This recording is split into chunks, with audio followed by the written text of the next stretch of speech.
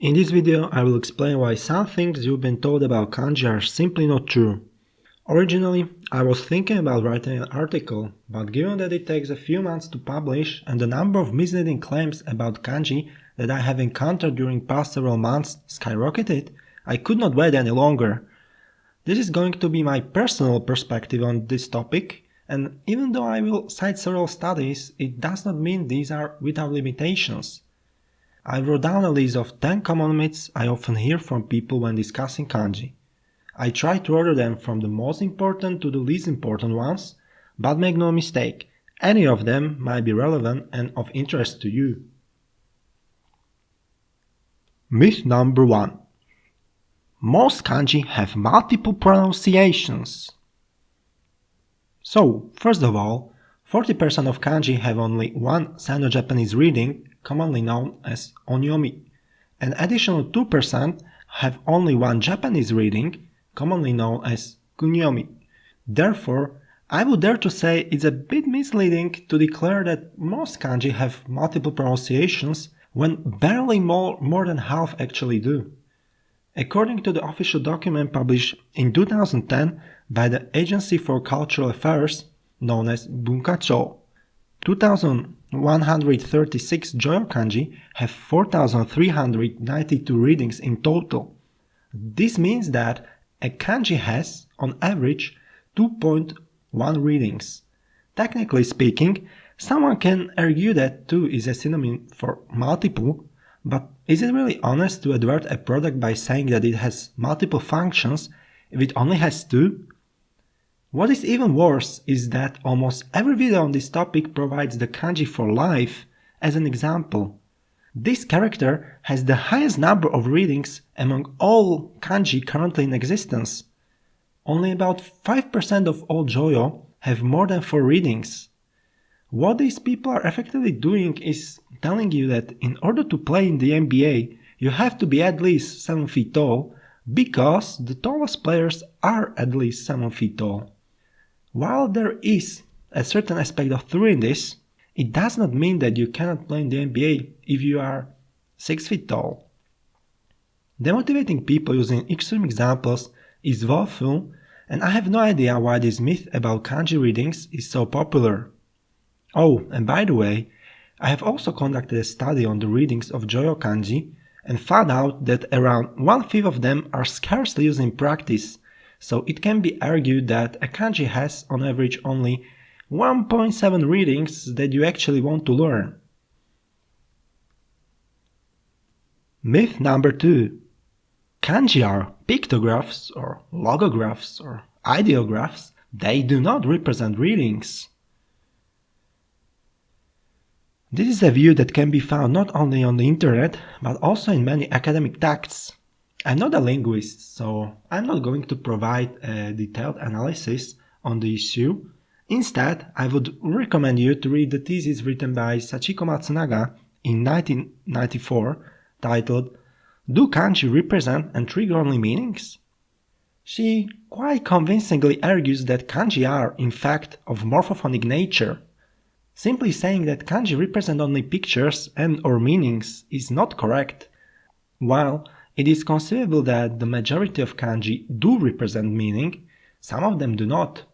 Anyone who has encountered the term ateji already knows this, but there are also dozens of other characters that do not have a clearly defined meaning, such as this or this. As far as pictographs are concerned, there is a famous TED Talk video about how easy it is to learn Chinese characters because of their pictographic nature.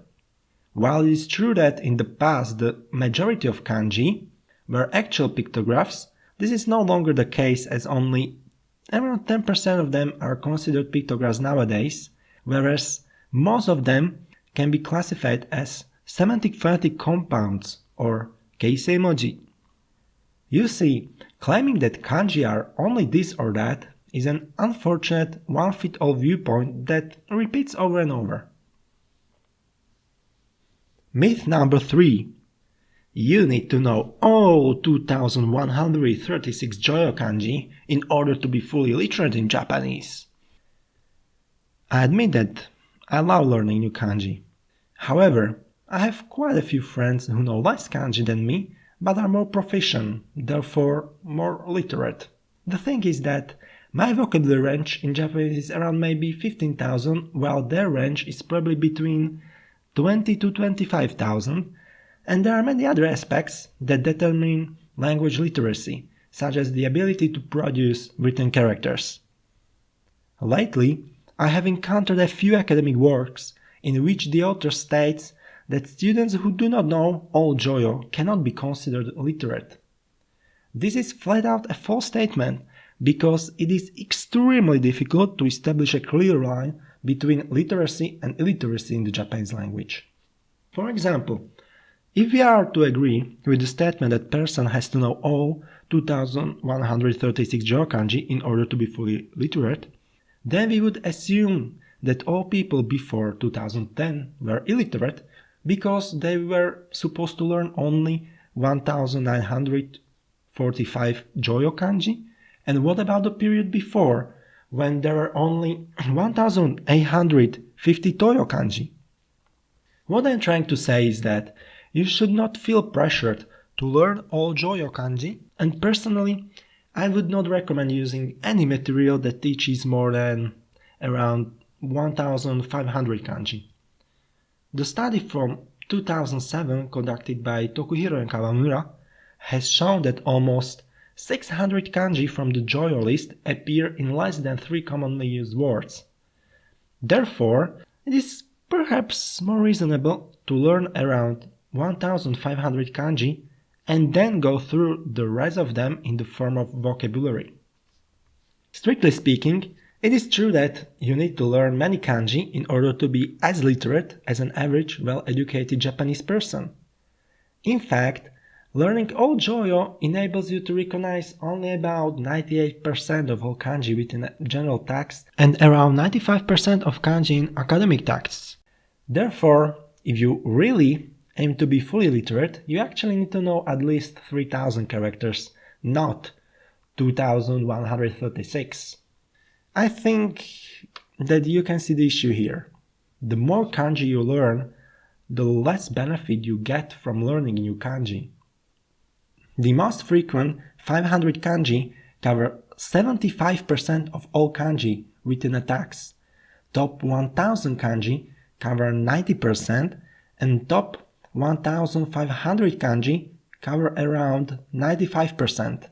While learning the most frequent 500 kanji will dramatically improve your kanji proficiency, learning 500 kanji outside of the Joyo list will improve it by no more than 1 or 2%. At that point, it is important to ask yourself whether you really want to spend weeks learning hundreds of uncommon kanji characters in order to improve your efficiency by 1 or 2% just to be able to call yourself fully literate in Japanese. Myth number 4. More visually complex kanji are more difficult to learn and retain. This is an awful generalization that does not provide any real benefits to the students of Japanese. I think that this view became popular because of the textbook Remembering the Kanji, in which the author claims that it is more efficient to learn first the visually more simple characters that constitute more complex characters, even if these simple characters have low frequency of usage. While there is a certain psychological background that supports this theory, limited research on this topic suggests that this is not always the best option. It has been acknowledged that people are able to retain frequent yet complex kanji better than less frequent yet simple kanji. It is, among many other things, because of the exposure you get to kanji like this as opposed to this one. Moreover, Tolini proposed a theory that some characters are easier to learn and remember because of their high value of symmetry. For example, I still remember the kanji for Sasayaku, even though I have encountered it only a few times in my life. It is quite probable that the high symmetry of the character is the reason why I have been able to retain it better than some visually simpler but less symmetric kanji. To sum up, several factors are in play when assessing the visual complexity of a kanji, and the number of strokes is not the only one, even though, generally speaking, there is a correlation between the number of strokes and the frequency of usage of a character. Myth number 5. Japanese learn kanji in accordance with their frequency of usage. This is something that all of us at some point heard from someone. Many people think that it's true because the Kyoiku kanji list used in Japanese elementary schools contains 1026 kanji, ordered mostly based on the frequency of usage. However, this does not necessarily mean that Japanese students continue using frequency-based approach for learning additional 1000 characters at high school. You see, the Japanese high school students are often expected to learn kanji on their own, and they are not forced to follow the exact order. This is often overlooked by people who tend to generalize the approach used in Japan. Yes, it's true that the frequency criterion is perhaps the most widely used in Japan, but that does not mean that all Kyoiku kanji really are the 1026 most frequently used characters. A great example why this is simply not the case is the addition of 20 kanji that appear in the names of Japanese prefectures. They were added to the Kyoiku list in 2020, despite of the fact that some of them, such as Shiga no Shi or Tochigi no Tochi, have extremely low frequency of usage. Generally speaking, it can be argued that the Japanese system closely follows the frequency order. It is widely acknowledged that this is probably the best method for Japanese children who live in Japan and are exposed to the Japanese language on an everyday basis.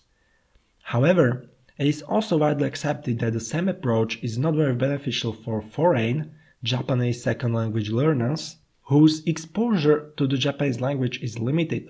And that is why most teachers refuse to focus on the frequency of usage, as there are arguably more efficient methods to master kanji.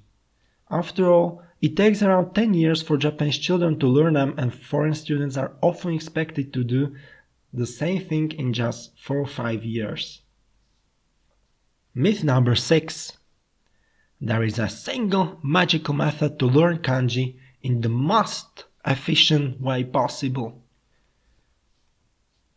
Okay, I admit that this sounds slightly far-fetched, but there are actually textbooks whose authors are trying to convince you that their method is the best method. As I have learned from the TV series Cobra Kai, the best method usually is the mixture of several methods, and the majority of scholars actually share this view as well.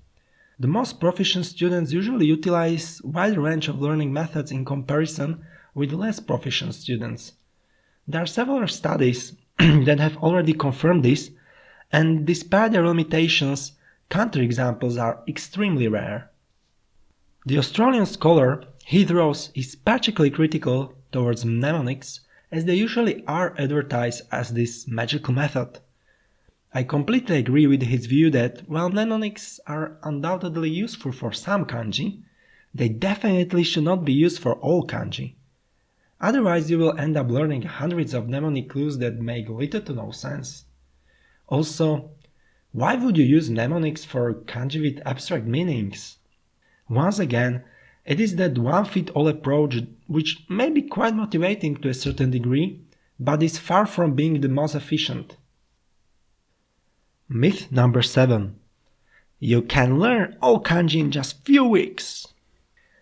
In the preface of the book Remembering the Kanji, its author, James Wallace Heisig, claims that if you use his book correctly, there is no reason why you won't be able to learn all Joyo in just few weeks, given that, of course, you study on a full-time basis. This prompted some harsh criticisms back in 1977, and Heisig, for a number of reasons, still remains to be a slightly controversial figure, but his contribution to the field is undeniable. I personally have adopted some aspects of his work, although I agree that his attempt to omit readings from the first book was perhaps not the most reasonable one. Anyways, I completely agree with the statement that you are able to go through and learn all JoJo in just few weeks. Sure, you have to study at least 6 to 10 hours a day to achieve this, but if you have time, it's one of the best things you can do.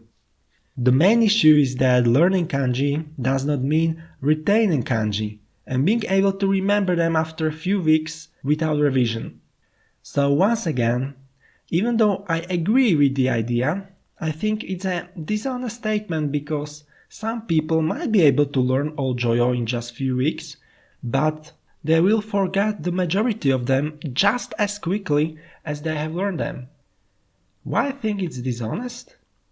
Heisig in his book did not mention anything about spaced repetition, nor did he explain how the forgetting curve works. Yes, he may have mentioned that the revision of kanji is important, but learning all kanji in just few weeks is meaningless if you then lose motivation to revise them, or you simply do not have enough time to keep revising 2000 kanji that takes at least 1 hour a day, well, if you revise around 50 kanji. In my opinion, insufficient revision of previously learned kanji is the main reason why people forget them. It requires huge time investment and plenty of motivation. It also requires students to read more, so they encounter kanji in different contexts. Myth number 8. Radicals are important. I would say that most people these days do not focus on learning radicals, but they used to be quite popular and some Japanese teachers still require their students to learn them. I'm saying this from my own personal experience, and let me tell you, learning the names of all 214 radicals is not fun. Don't get me wrong, it's rather useful to be able to intuitively recognize a radical, but learning the names of all radicals is just worthless, because you will never use that knowledge in practice. Moreover, the most frequent 24 radicals cover over 50% of all kanji, so it is more than enough to learn the names of the most frequent radicals. Finally, several studies found out that the Japanese themselves prefer to look up kanji using readings instead of radicals. Not only there are numerous cases when it's very difficult to understand why a certain radical is used in a certain character, but also around 10% of all JoJo kanji have radical in an unexpected position. I think that most people are well aware of drawbacks of the radical system, and that's why so many alternative systems such as skip have been created. I think that apart from looking up a kanji in a printed dictionary, radical system is not useful at all, unless you are willing to learn etymology of characters, and if you are, you should read about the process of simplifying kanji that occurred in Japan beforehand. Myth number 9. You can learn kanji according to the JLPT order. Most people who have studied for the JLPT exam after 2010 know that there is no official JLPT order for kanji. Yes, it's possible to categorize kanji into the respective levels from N5 to N1, but you still have to create your own order or use the order that was created by someone else. Although many people are often quite critical about this, in my opinion it's very good, because it's not trying to prescribe a universal one-fit-all order, and it encourages students to devise their own system that suits them. There used to be an official JLPT kanji list before 2010, when there were only 4 levels, but that is not the case anymore. Myth number 10.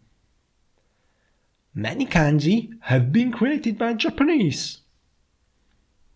You may have never heard this one, but if you make a deep dive into the 6 categories of kanji known as rikusho, you will probably encounter so-called kokuji, that are a separate group of kanji outside of rikusho. These characters are of the Japanese origin, and some people seriously overestimate how many of them there actually are. I used to be one of them, because I vividly remember that during my first years of learning Japanese, I thought that around 10% of all joyo are of Japanese origin. What would be your guess? Well, if you guess less than 1%, you are correct, because only 13 out of 2,136 joyo are officially recognized to have Japanese origin.